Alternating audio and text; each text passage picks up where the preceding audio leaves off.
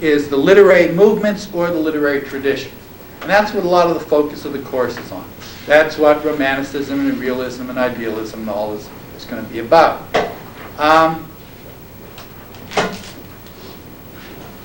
These literary movements aren't categories that English teachers made up.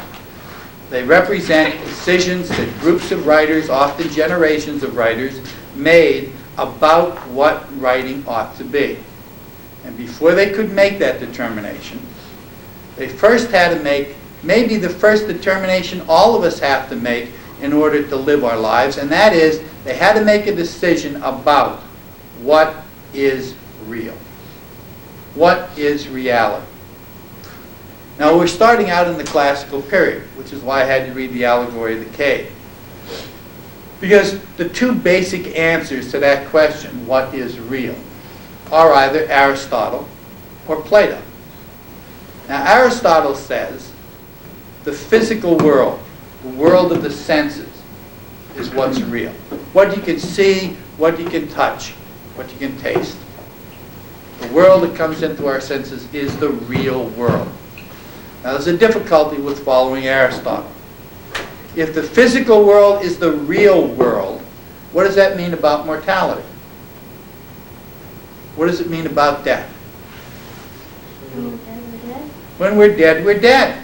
If the physical world is what's real, then your personality is an artifact of the electrical patterns created by the chemical changes in your brain. And when those chemical changes stop and that electrical pattern ceases, you cease as well. If Aristotle is right, we're all dead meat. We're all milk with an expiration date, if you agree with Aristotle. And we're going to be looking at writers that certainly did agree with Aristotle. The rationalists, the parts of the classical period certainly agree with him. The realistic writers later on, the naturalists, the existentialists, they all hold with Aristotle that the real world is the physical world. Now, at the same time as Aristotle, roughly, you have Plato. And Plato says the physical world is not real. The physical world is an illusion. And his explanation of that was what you read, the Allegory of the Cave. In the Allegory of the Cave, you have people who are in a cave. How long have they been there? Their whole life. Their whole life. They've never seen anything else but. They've never experienced anything but being in this cave. They're chained up so they can't leave. They're chained up so they can't turn their heads. What's behind them? Fire. There's a big fire. And between them and the fire, there's a low wall. So it's kind of on two stages. People walk past this wall carrying objects on their heads. Vases and images of animals and other objects. They carry them by. And because they're below the wall, all that you see above the wall is the objects. They don't see those objects. That wall is behind their head. What is it that they do see? Shadows. The shadows, the flickering shadows cast by the objects on the wall. What do they think about those shadows? They think they're real. That's all they've ever seen. And Plato says they get real good at making judgments about reality based on the shadows. They get to recognize certain shadows. They get to identify the order of shadows. People who can tell what shadow's coming next, if there happens to be a pattern of shadows, get a lot of praise and recognition for being able to watch and match those shadows. The other difficulty in them not knowing that the shadows aren't real is that the place has an echo. And whenever somebody talks on the other side of the wall, it bounces off and seems to come from the shadows. So they think the shadows talk. Now, he talks about a guy who gets released from his chains. And they take him up in the real world. What happens?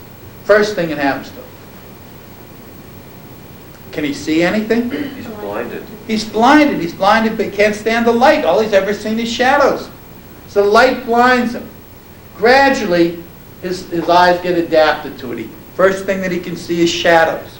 He looks down, he notices shadows, and gradually begins to see his reflection in the water. And then eventually he's able to lift his eyes up and start to see the things. They show him the objects that have been being carried by behind his head all of his life. What does he think about those objects? Oh, good, finally I see reality. Yeah, he thinks they're fake. Look, they don't flicker, they're not distorted, they don't jump around. That's not real. This is some kind of illusion.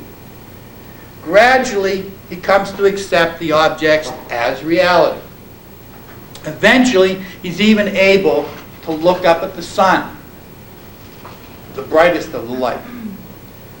Then they put him back in the cave. Well, before they put him back in the cave, Socrates asks, this guy who's come up out of watching shadows and now sees the real world, is he glad about that after he's been there for a while in the real world? Yeah. Would he want to go back to watching dancing shadows? No. He feels pity for those people who are watching shadows and thinking they're real. Then they stick him back in the cave. What happens to his eyesight? He can't see again. He can't see. Everybody else can see shadows. He's just come out of the light. He can't see anything at all. So what do they think about him? Wow, he's got great insights now. He sees stuff we can't see. Comes back blind. They think he came back blind. And they think that anybody who goes up, he went up with his eyes and came down without them. And it's just, nobody should want to go up into the light. Obviously, it just makes you blind. And it also apparently makes you stupid. Because when they say to him, well, they tell him to look at a shadow and say what it is, can he do it? No, he's used to seeing the real things. He hasn't watched shadows for a long time. And his eyes haven't really adjusted, and he can't name the shadows, and he can't tell what shadow's coming next. And they think that he's either crazy, or that he's gone mad, or that he's stupid. And they think that nobody should aspire to go up into the light, and if anybody takes anybody else up in the light, they'll kill them.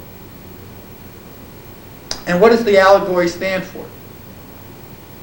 When he talks about the objects themselves, what's the light?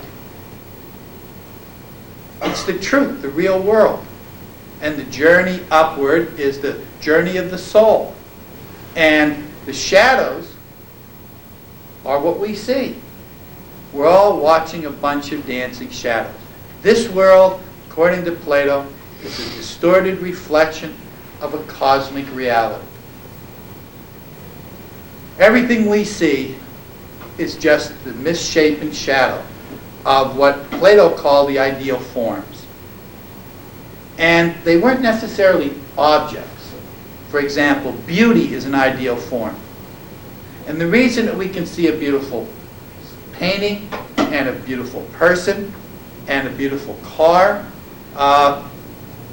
is that they are all beauty distorted in a different way. They're shadows falling on a different part of the cave, and they're shaped in a certain way. But we recognize all of them as being a reflection of beauty. It's like you get up in the morning, you look in the mirror, and you look in the toaster, and then you look in the bumper of your car. You can recognize you in all three of them, but you look different in all three reflections. So everything in this world is a distorted reflection of that cosmic world. That world of ideal forms. Now there's a lengthy, it's probably a good place to break here. We're going to look next week at Zeno and Deepak Chopra